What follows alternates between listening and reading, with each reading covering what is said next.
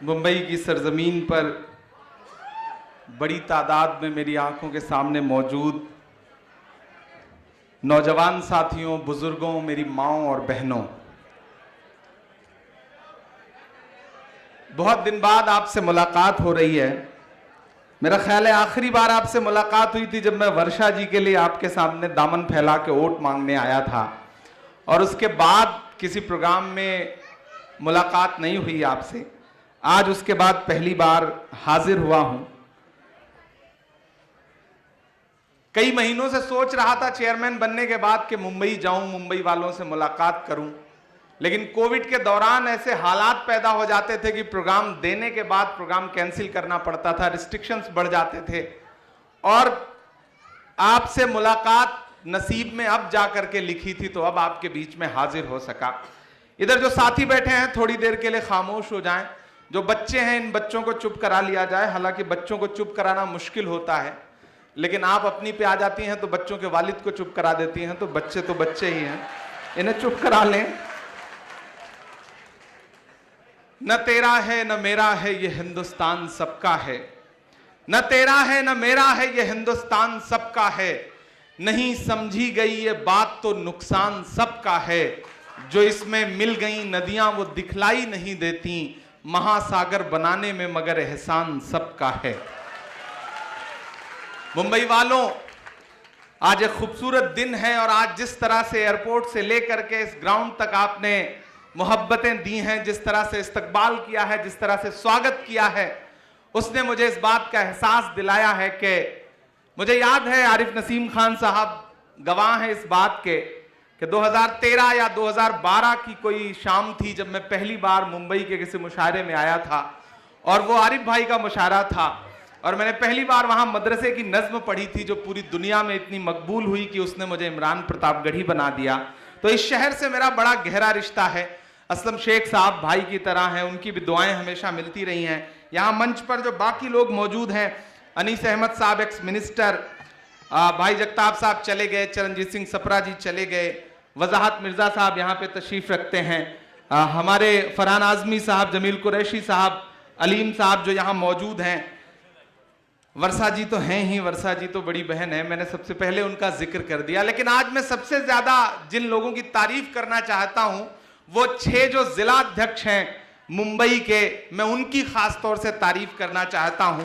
कयूम तंबोली साहब, आजम लेबाई साहब, फिरोज खान साहब, जोहेब साहब, सरवर खान और समीर अख्तर साहब, इन लोगों ने जिस तरह से आज माइनॉरिटी डिपार्टमेंट का जोश और जज्बा और ताकत दिखाई है, उससे मुझे एहसास हुआ है कि मुंबई का माइनॉरिटी डिपार्टमेंट देश के अच्छे माइनॉरिटी डिपार्टमेंट से, किसी भी प्रदेश के माइनॉरिटी डिपार्टमेंट से शानदार काम कर रहा है, इसमें कोई दो राय नहीं है। मैं इस बात के लिए आपकी तारीफ करता हूं। मंच पे जो बाकी साथी भी मौजूद हैं, मैं उनका भी शुक्रिया अदा करूंगा। इकबाल मेमन साहब, उमेर लकड़ावाला साहब, बाकी जो साथी हैं जिनका नाम छूट जाए वो मुझे माफ करेंगे। लेकिन आपसे थोड़ी देर गुफ्तगू करना चाहता हूं, क्योंकि आज आपसे एक सियासी इंसान बन के मुलाकात करने आया हूं। इससे पहले जब भी आता था तो बतौर शायर आता था, आप शायरी सुनते थे, और उसके बाद मैं भी आपकी तालियां समेट के वापस चला जाता था। लेकिन आज चूंकि जिम्मेदारी लेकर के आया हूं तो मेरा फर्ज बनता है कि आपसे थोड़ी देर गुफ्तगू करूं। हम आतिशे सोजा में भी हक बात कहेंगे, हम आतिशे सोजा में भी हक बात कहेंगे, कुंदन की तरह दहर में ताबिंदा रहेंगे। तारीख बताती है कि हर दौरे सितम में हम जिंदा थे, हम जिंदा हैं, हम जिंदा रहेंगे। मुंबई वालों, यकीनन 5 राज्यों के चुनाव हुए हैं, उनके नतीजे आए हैं, और नतीजों ने कहीं ना कहीं आप सबको मायूस किया है।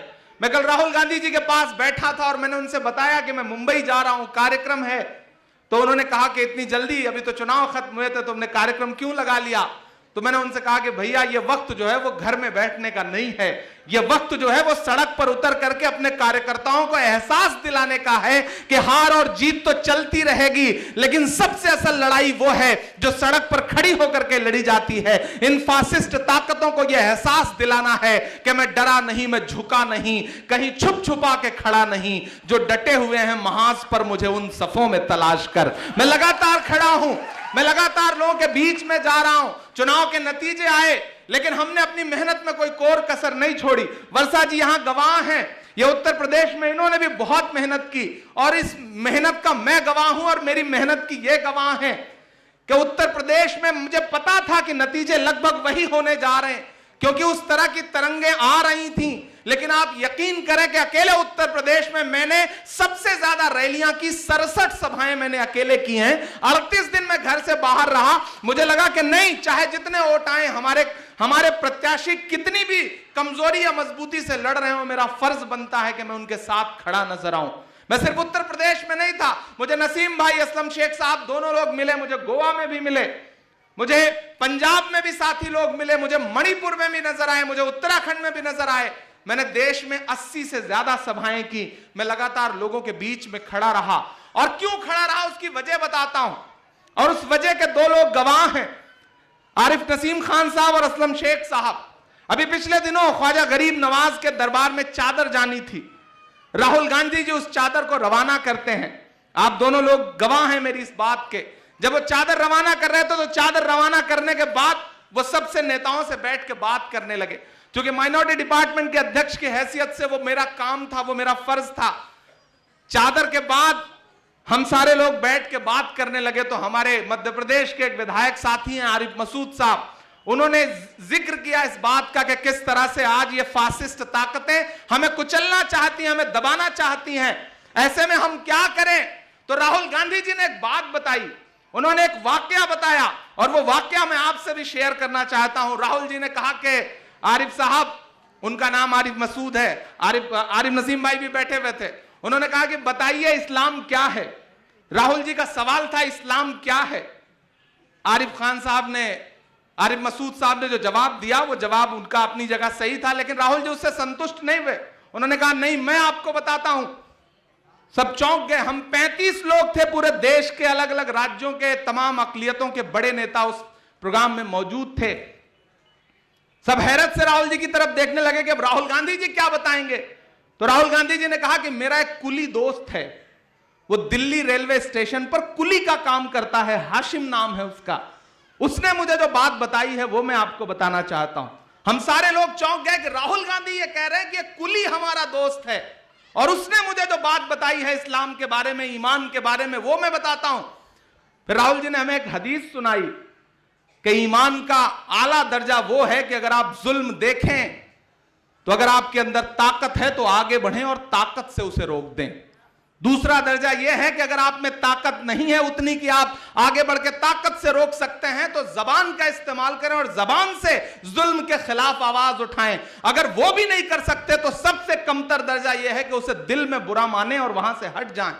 यह हमें किसने सुनाया? राहुल गांधी जी ने। असलम भाई और आरिफ नसीम खान साहब इस बात के गवाह हैं। आप जानते हैं, आप सारे लोगों ने मुशायरों का मेरा सफर देखा है, आपने देखा है इसी मुंबई के मुशायरों में किस तरह से आपने दुआओं से मेरा दामन भरा है और मैं आराम से आता था, स्टारों की तरह मुशायरे में पढ़ता था और उसके बाद ठीक ठाक पैसे भी मिलते थे और वापस चला जाता था। लेकिन पिछले 6-7 महीने से मैंने सब कुछ एक किनारे रखा और शहर दर शहर, सड़क दर सड़क, गांव दर गांव जाकर के गलियों की खाक क्यों छान रहा हूं?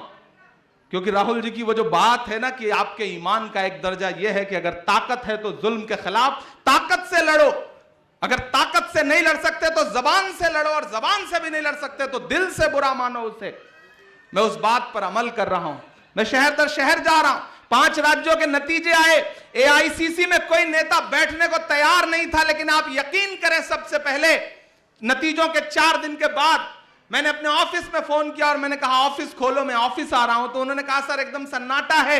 मैंने कहा इसी सन्नाटे को तो तोड़ना है, मैं ऑफिस आ रहा हूं। बैठेंगे ऑफिस में, लोगों से मिलेंगे, उनका हौसला बढ़ाएंगे और आप यकीन करें कि मैं तकरीबन 8 घंटे आईसीसी बैठा रहा और कम से कम 1000 आदमी मिलने के लिए आया और जो भी आता था वो यही कहता था कि सर नतीजे अपनी जगह हैं लेकिन हमें लड़ना है क्योंकि इन फासिस्ट ताकतों के मंसूबे बहुत बुरे हैं। मैं यहां बैठे हुए तमाम साथियों से एक बात कहना चाहता हूं, मुंबई वालों, ये मुंबई है, ये महाराष्ट्र की सरजमीन है। इस सरजमीन से उठी हुई आवाज पूरे देश को एक रुख देती है और मुझे खुशी है कि कांग्रेस अध्यक्ष ने सरकार बनाने का जो भी फैसला लिया, यहां आज जो सरकार चल रही है महाराष्ट्र वालों, आप खुशनसीब हैं कि माहौल अच्छा है, वरना मैं तो उत्तर प्रदेश से आ रहा हूं। हमने देखा है लोगों के घरों पे चलते हुए बुलडोजर, मैंने देखा है एनआरसी मूवमेंट के दौरान 21 से ज्यादा बिछी हुई लाशें, चीखती हुई माएं, लहूलुहान सरजमीन मैंने देखा है। मैं लगातार लड़ रहा हूं। जब मैं मुरादाबाद में प्रोटेस्ट में शामिल होने गया तो योगी आदित्यनाथ की सरकार ने मुझे 1,04,00,000 रुपए का नोटिस दिया। और सिर्फ मुरादाबाद उत्तर प्रदेश नहीं, जब मैं हैदराबाद गया, जो आपके बीच में आकर के अकलियतों की बड़ी बड़ी बातें करने वाले नेता हैं, जब मैं हैदराबाद गया और हैदराबाद मैंने एक सभा में खड़े होकर सिर्फ यह कहा कि मुझे हैरत है कि हैदराबाद में कोई शाहीन बाग क्यों नहीं है, तो मेरे खिलाफ 7 धाराओं में एफआईआर दर्ज हुआ, क्योंकि मैंने यह कह दिया कि वहां पे कोई शाहीन बाग क्यों नहीं है। तो मेरे भाई, लड़ाई बहुत मुश्किल है, लेकिन मैं इस लड़ाई को इसलिए लड़ रहा हूं कि आज जिस माहौल में मैं सांस ले रहा हूं, आज जिस माहौल में आप सांस ले रहे हैं, आने वाले दिनों में हमारी आने वाली पीढ़ी को उस माहौल में सांस न लेना पड़े। अगर हम आज खामोश रहे तो शायद कई नस्लों को खामोश रहना पड़ेगा, चुप रहना पड़ेगा। इसलिए मैं इस लड़ाई में आगे खड़ा हूं और मुझे खुशी है कि कांग्रेस अध्यक्ष सोनिया जी ने, बड़े भाई राहुल गांधी जी ने, प्रियंका गांधी जी ने मुझे एक जिम्मेदारी दी, मुझे माइनॉरिटी डिपार्टमेंट का नेशनल चेयरमैन बनाया। और मुझे खुशी है कि मुझे अच्छे साथी मिले हैं अलग अलग राज्यों में जो लगातार इस लड़ाई में साथ दे रहे हैं। और बब्बू साहब, हाजी बब्बू साहब, आप जब मुझसे मिलने आए तब भी मैंने आपको यकीन दिलाया, और आज भी आपसे यहां खड़ा होकर के कह रहा हूं कि माइनॉरिटी के इशू पर खुल के लड़िए। कांग्रेस आपका दामन कभी पकड़ेगी नहीं, बल्कि पीछे से आपका सपोर्ट करेगी, आपका साथ देगी, इसमें कोई दो राय नहीं है। यह गलत राय बनाई गई है, यह गलत परसेप्शन बनाया गया है कि कांग्रेस माइनॉरिटी के इशू पे बोलने से रोकती है। मैं गवाह हूं, पिछले 8 महीने से 7 महीने से मैं माइनॉरिटी डिपार्टमेंट का चेयरमैन हूं। आप याद करिए, असम में एक घटना हुई कि पुलिस की गोली से 2 लोग मारे गए, मैनुल हसन और एक और बंदा, और आप सबने वह तस्वीर देखी थी कि एक फोटो जर्नलिस्ट मैनुल की लाश पर कूद रहा था और पुलिस मौजूद थी। जब वो घटना हुई तो मैंने अपने साथियों से कहा, माइनॉरिटी डिपार्टमेंट के यहां वाहिद साहब बैठे हैं, अहमद साहब बैठे हैं, शम्स हैं, फरहान हैं, मैंने इन सारे साथियों से कहा कि हमें वहां चलना चाहिए, असम चलना चाहिए। तो मेरे कुछ पुराने साथियों ने कहा कि इमरान साहब इतनी तेजी अच्छी नहीं है, इस तरह खुल के नहीं आना चाहिए। मैंने कहा मैं सियासत में इसलिए नहीं आया हूं कि मैं अपनी जबान सिल लूं, मैं सियासत में इसलिए आया हूं ताकि आगे बढ़कर के अपने लोगों के लिए लड़ सकूं। मैं जाऊंगा और मुझे खुशी है कि मेरे पूरे डिपार्टमेंट के साथी मेरे साथ असम गए। हम असम गए, उन 2 परिवारों के पास गए, और आप यकीन करें जब हम वहां गए तो हमने देखा कि 1000 से ज्यादा लोगों के घर उजाड़े गए थे और वो कैंपों में रह रहे थे, और अल्लाह गवाह है कि शायद ही किसी के पैर में चप्पल रही हो, पहनने के कपड़े नहीं थे। और हमारे विभाग ने जाकर के उन दोनों परिवारों से मुलाकात की, हमारी जो हैसियत थी हमने उनको आर्थिक मदद भी की। और जब मैं वहां से लौटा तो मैं राहुल गांधी जी से मिला, तो राहुल गांधी जी ने कहा कि असम गए थे। मैंने कहा जी भैया मैं असम गया था। बोले तुमने बहुत अच्छा काम किया, इसी तरह से कहीं भी कोई मुद्दा हो तुम खड़े रहो, मैं तुम्हारे साथ खड़ा हूं। यह है कांग्रेस। एक अलग तरह का परसेप्शन आपके बीच में बनाया जाता है कि नहीं, कांग्रेस अकलियत के मुद्दों पे बोलने से रोकती है। मैं कांग्रेस में हूं, आजम खान समाजवादी पार्टी में है। चुनाव से पहले जब जौहर यूनिवर्सिटी पे बुलडोजर चलने की नौबत आई थी, अखिलेश यादव तक उनकी तरफ झांक कर नहीं देख रहे थे। मैं पहला आदमी हूं जो आजम खान के घर दूसरी पार्टी में होने के बावजूद गया। मैं उनकी अहलिया से मिला और मैंने उनसे कहा कि मैं जौहर यूनिवर्सिटी के साथ खड़ा हूं, मेरा पूरा डिपार्टमेंट आपके साथ खड़ा है, आपको जहां जरूरत लगे मैं आपके साथ हूं। और मैंने मीडिया में जब इंटरव्यू दिया तो अगले दिन मजबूर होकर के अखिलेश यादव जी को आजम खान के घर जाना पड़ा। और जब मैं लौट के आया तो उस जिले की कांग्रेस की नेता ने प्रियंका जी को फोन किया और उन्होंने कहा कि इमरान साहब ने गलत किया, आजम खान की हिमायत में आए थे, हम तो आजम खान के खिलाफ लड़ रहे हैं। 3-4 दिन बाद जब मेरी प्रियंका जी से मुलाकात हुई तो प्रियंका जी ने कहा कि आजम साहब के घर गए थे। मैंने कहा हाँ दीदी गया था। उन्होंने कहा हाँ मुझे फोन आया था। मैंने कहा फोन आया रहा होगा। बोले तुमने बहुत अच्छा काम किया। जहां भी इस तरह का मसला आए पार्टी मत देखना, जुल्म के खिलाफ अगर किसी दूसरी पार्टी में भी कोई इंसान है और उस पर जुल्म हो रहा है तो वहां जाकर के खड़े हो जाना। मैं तुम्हारे साथ खड़ी हूं। यह गलत परसेप्शन आपको बनाया गया है। आपको बताया गया है कि कांग्रेस अकलियत के मुद्दों पर बोलने से जबान पकड़ती है। यहां अलीम मौजूद हैं। आप सबको याद होगा कि इंदौर में एक चूड़ी वाले का मामला हुआ था। चूड़ी वाले का मामला हुआ था। एक चूड़ी वाले को चूड़ी पहनाने के नाम पर आरएसएस के लोगों ने पीटा और अगले दिन मध्य प्रदेश के गृह मंत्री ने उसके खिलाफ कई धाराएं लगा करके उसे जेल भिजवा दिया। पहली बार ऐसा हुआ कि माइनॉरिटी डिपार्टमेंट के चीफ की हैसियत से मैंने उस समय जो वहां पे चेयरमैन थे उनको फोन किया और अलीम साहब मेरे पास आते थे और ये कहते थे कि मैं चेयरमैन बनना चाहता हूं। मैंने इनको फोन किया, मैंने कहा चेयरमैन बनना चाहते हैं तो जाइए और तस्लीम चूड़ी वाले के साथ खड़े होइए, उसकी जमानत कराइए, उसे बाहर निकाल के ले आइए। अगर आपने यह काम किया तो मैं पहला आदमी होऊंगा जो चेयरमैन बनाने के लिए आपकी सिफारिश करूंगा। और मुझे खुशी है कि तस्लीम चूड़ी वाले के केस में अलीम साहब आगे बढ़े और इन्होंने उसकी जमानत कराई, चूंकि ये खुद एडवोकेट हैं। और जब जमानत करा करके तस्लीम को मेरे पास लेकर के आए तो सबसे पहला आदमी हूं जो केसी वेणुगोपाल जी से मिला और मैंने अलीम को चेयरमैन बनाने का प्रपोजल भेजा और 4 दिन के अंदर अलीम मध्य प्रदेश के चेयरमैन बने। मैं लगातार लड़ रहा हूं क्योंकि लड़ना जरूरी है। हमारी कौम को भी लफ्फाजी पसंद आती है, भाषण ज्यादा पसंद आता है, बुनियादी काम करने वालों को लोग याद नहीं रखते हैं।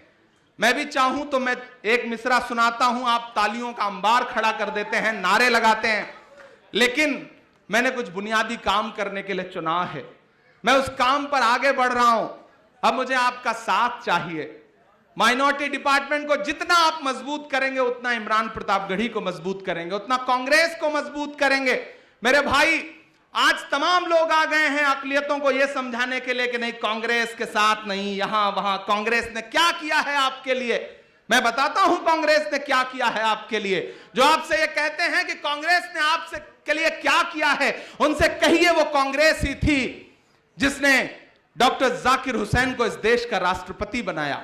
वो कांग्रेस ही थी जिसने फखरुद्दीन अली अहमद साहब को इस देश का राष्ट्रपति बनाया। वो कांग्रेस ही थी जिसने मौलाना आजाद साहब को इस देश का पहला शिक्षा मंत्री बनाया। वो कांग्रेस ही थी जिसने आगे बढ़कर के रफी अहमद किदवई साहब को इस देश का कृषि मंत्री बनाया। वो कांग्रेस ही थी जिसने आगे बढ़कर के सलमान खुर्शीद साहब के वालिद खुर्शीद साहब को इस देश का पहला विदेश मंत्री बनाया। वो कांग्रेस ही है जिसने असम में सैयदा अनवरा तैमूर को असम का मुख्यमंत्री बनाया। वो कांग्रेस ही है जिसने बरकतुल्लाह साहब को राजस्थान का मुख्यमंत्री बनाया। वो कांग्रेस ही है जिसने अब्दुल गफूर साहब को बिहार का मुख्यमंत्री बनाया। वो कांग्रेस ही है जिसने गुलाम नबी आजाद साहब को कश्मीर का मुख्यमंत्री बनाया। और तो और वो कांग्रेस ही है जिसने अब्दुल रहमान अंतुले को महाराष्ट्र का भी मुख्यमंत्री बनाया। मेरे भाई जो आपसे ये सवाल करते हैं कि कांग्रेस ने आपको क्या दिया है, उन्हें बताइए कि कांग्रेस ने अकलियतों को बहुत कुछ दिया है। आज प्रोपेगेंडा खड़ा किया जाता है, एक पूरी टीम तैयार है जो मुसलसल आपके बीच में आकर के ये कहती है कि आखिर कांग्रेस ने क्या दिया है। उनका जवाब दीजिए, उन्हें बताइए और माइनॉरिटी डिपार्टमेंट को मजबूत करिए। एक शिकायत हर जगह जाने पे आती है कि माइनॉरिटी डिपार्टमेंट को अहमियत नहीं दी जाती, उनको हिस्सेदारी नहीं दी जाती। मेरे भाई मैं दिल्ली में आपका वकील बन के बैठा हूं, आप अपनी शिकायतें लेके आइए, पहले अपने राज्य में लड़िए फिर शिकायत लेकर के आइए। मुझे अपनी सरकारों के खिलाफ भी लड़ना पड़ेगा जहां हमारी सरकारें हैं और जहां सरकारें नहीं हैं। तो मैं पहला आदमी होऊंगा जो इस बात की परवाह नहीं करूंगा कि मेरा पद रहेगा या नहीं रहेगा। मैं सबसे पहले आपके मसले पर खड़ा नजर आऊंगा, लड़ता नजर आऊंगा। इन 8 महीनों में हमारे डिपार्टमेंट ने जो सबसे बड़ा काम किया, आप मॉब लिंचिंग की बातें करते हैं, देखते हैं कि लोग पीट पीट करके मार दिए जाते हैं।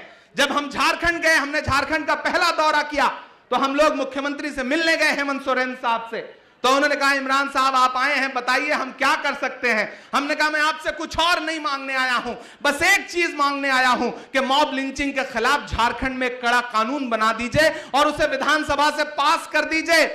और आपको जान के खुशी होगी कि मेरे आने के 1 महीने के अंदर, लौट के आने के 1 महीने के अंदर झारखंड विधानसभा में मॉब लिंचिंग के खिलाफ ऐसा कानून पास हुआ है कि वो राज्यपाल के यहां से स्वीकृत होकर के आ गया तो शायद किसी की हिम्मत नहीं पड़ेगी कि किसी को सड़क पर चलते हुए पीट करके मार सके। हम लोग लड़ रहे हैं, मुसलसल आपकी लड़ाई लड़ रहे हैं। और आज अपने कार्यकर्ताओं से मिलने आया हूं और मुझे खुशी इस बात की है कि बड़ी तादाद में यहां खवातीन बैठी हैं।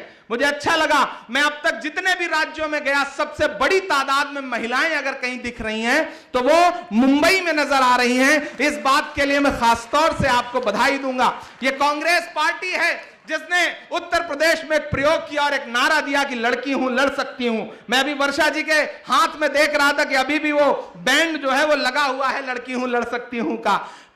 कांग्रेस ने क्या कहा कि लड़की हूं लड़ सकती हूं, 40% टिकट महिलाओं को देंगे और प्रियंका जी ने दे के दिखाया।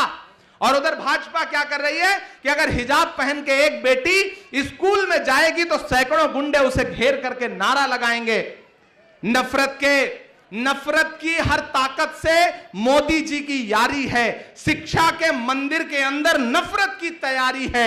एक बेटी ने इंकलाब का हाथ उठा के बता दिया, एक शेरनी जाने कितने लंगूरों पर भारी है।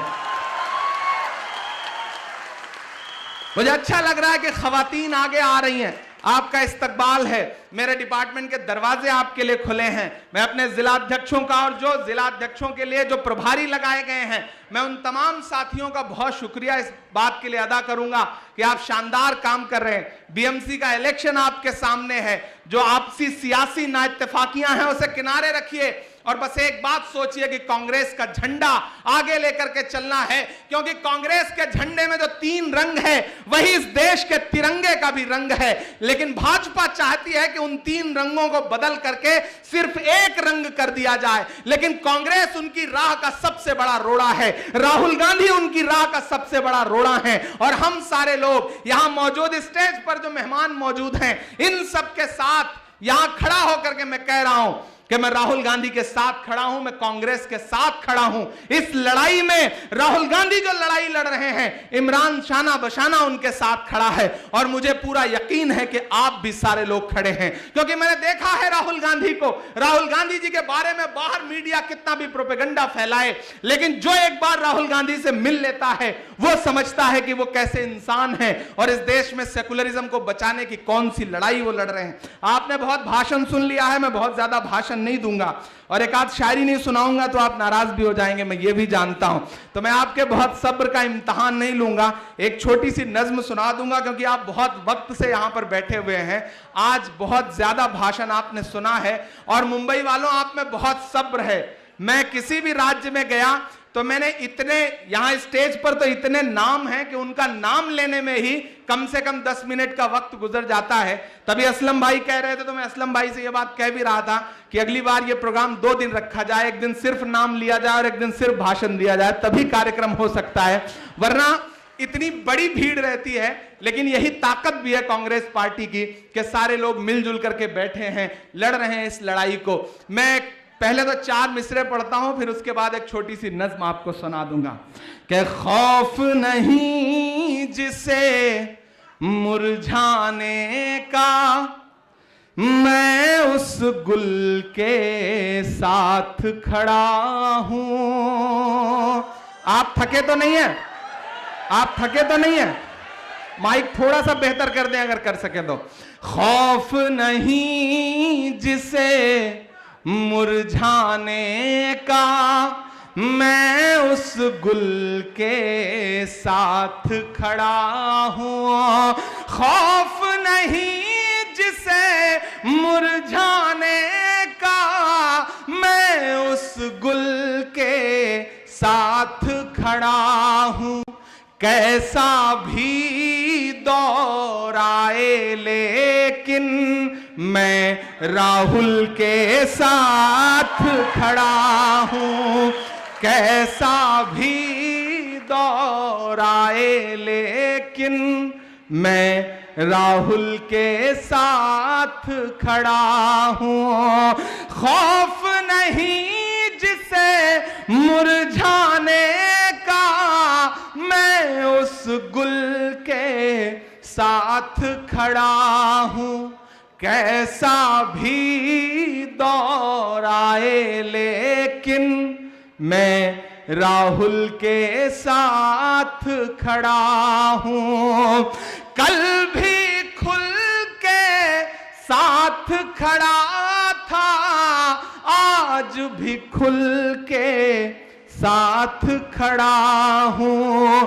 कैसा भी दौर आए लेकिन मैं राहुल के साथ खड़ा हूं।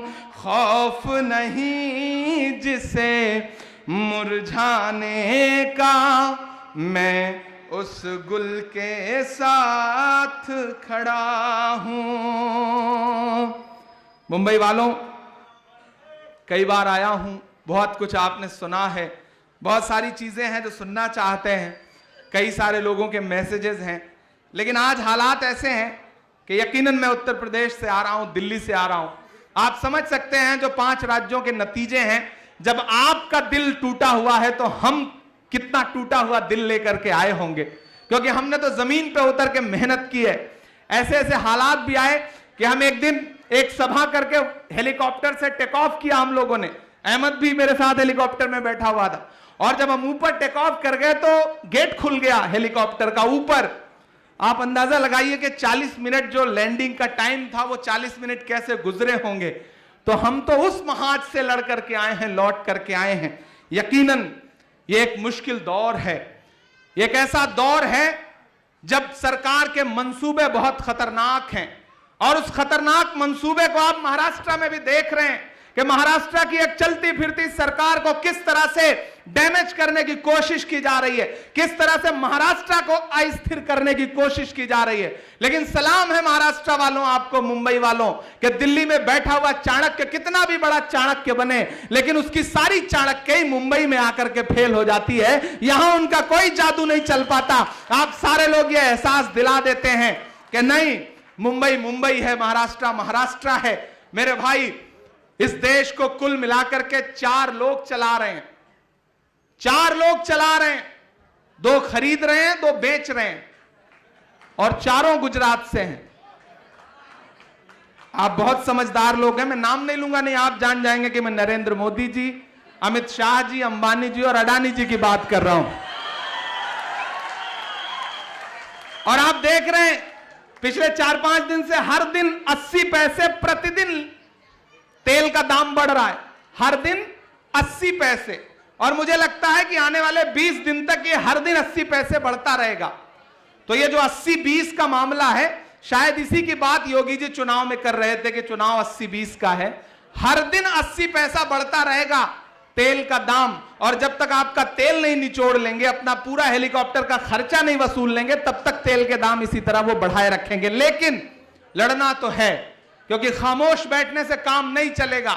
आप वो लोग हैं जिनके अजदाद ने, जिनके पुरखों ने आपसे ज्यादा मुश्किल वक्त देखा है, ज्यादा बड़ी लड़ाई लड़ी है। तो मैं आपके बीच में खड़ा हूं, और हौसले की बात करते हुए एक बहुत छोटी सी नज्म आपको सुनाता हूं कि एक बुरा दौर आया है टल जाएगा, एक बुरा दौर आया है टल जाएगा, वक्त का क्या है एक दिन बदल जाएगा, एक बुरा दौर आया है टल जाएगा, वक्त का क्या है एक दिन बदल जाएगा, कि वक्त की नाब्ज पर हाथ रखे रहो। एक नेता शायद अपने लोगों से, अपने चाहने वालों से, अपने भाइयों से शायद यही कह सकता है कि वक्त की नाब्ज पर हाथ रखे रहो, और दुआओं को भी साथ रखे रहो, वक्त की नाब्ज पर हाथ रखे रहो, और दुआओं को भी साथ रखे रहो, अपने बच्चों में तालीम पैदा करो, अपने बच्चों में तालीम पैदा करो, और काबू में जज्बात रखे रहो, रब की रहमत पे हर पल भरोसा रखो, रब की रहमत पे हर पल भरोसा रखो, लड़खड़ाया कदम भी संभल जाएगा, एक बुरा दौर आया है टल जाएगा, वक्त का क्या है ये भी बदल जाएगा। यहां बहुत सारे लोग हैं मेरा ख्याल है जो उत्तर भारत के होंगे, आप सारे लोग जो उत्तर प्रदेश, बिहार और तमाम सूबों से आते हैं, मुझे पता है आप उन सूबों के अपने लोगों के जब हालात देखते होंगे सियासी, तो आपको दुख जरूर होता होगा, लेकिन मैं आपसे इतना कहना चाह रहा हूं और मुंबई में खड़ा होकर के पूरे मुल्क के अकलियत के लोगों से यह कहना चाहता हूं कि अपनी किस्मत का रोना तो रोना नहीं, अपनी किस्मत का रोना तो रोना नहीं, अपने अश्कों से दामन भिगोना नहीं, नफरत एक दिन हार ही जाएंगी, नफरत एक दिन हार ही जाएंगी, रब की रहमत से मायूस होना नहीं, दिल में ईमान कि शम्मा जला कर रखो, दिल में ईमान की शम्मा जला कर रखो, वरना कोई अंधेरा निगल जाएगा, वक्त का क्या है एक दिन बदल जाएगा, ये बुरा वक्त एक रोज टल जाएगा। और आखिरी मिसरे पढ़ता हूं, बहुत देर से आप सारे लोग बैठे हैं, हमें आपसे विदा भी लेना है, कि अपने अजदाद की सीख पढ़ते रहो, अपने पुरखों की तारीख पढ़ते रहो, हुक्मरानों की साजिश समझते हुए जुल्म पढ़ते रहो,